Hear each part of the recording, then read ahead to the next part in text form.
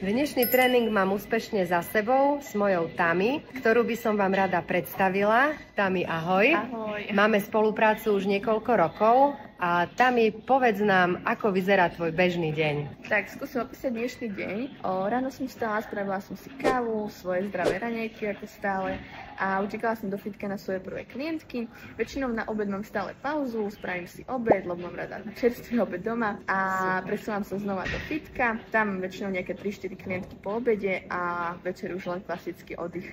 Za tie roky ma tu dávaš pekne do parády, meníš moju postavu a stále si ma videla so zeleným šejkrom na tréningoch a to už vlastne nejaké 2 roky sú, čo spolu trénujeme, ale až teraz si ma oslovila, že by si ho chcela vyskúšať jačmeň. Čo ťa k tomu viedlo? Tak, posledný pol rok, alebo možno je to aj viacej, na sebe vnímam horšie trávenie, aj napriek tomu, že sa stravujem zdravšie, tak aj napriek tomu, že nemám svoje dni, tak mám nafúknuté brúško a teda ťažšie mi trávi niektoré potraviny.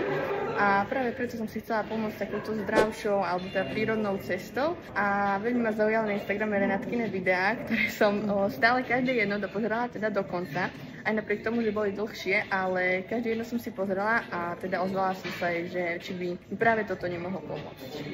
V čom cítiš tam najväčší rozdiel? Pomáhajú ti pri tréningoch alebo pri regenerácii? Tak možno pri tréningu až tak nie, ale tá regenerácia sa myslím, že zlepšila a počas dňa mám teda aj viacej energie a trávenie nemôžem ani porovnať, je to úplne super, odkedy to užívam.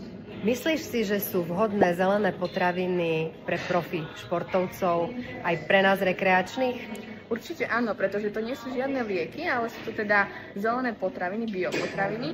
Myslím si, že dajú sa brať dlhodobo, užívať dlhodobo a vedieť si zlepšiť kvalitu života. Presne tak, doplňaš vitamíny, minerály, enzymy. Určite. Ďakujem ti, Tami, za tento rozhovor. Nech sa ti darí v súkromí, nech sa ti darí v športe a verím, že vás Tami inšpirovala k tomu, aby ste vyskúšali zelené potraviny. Ďakujem krásne, Rádka, aj ja.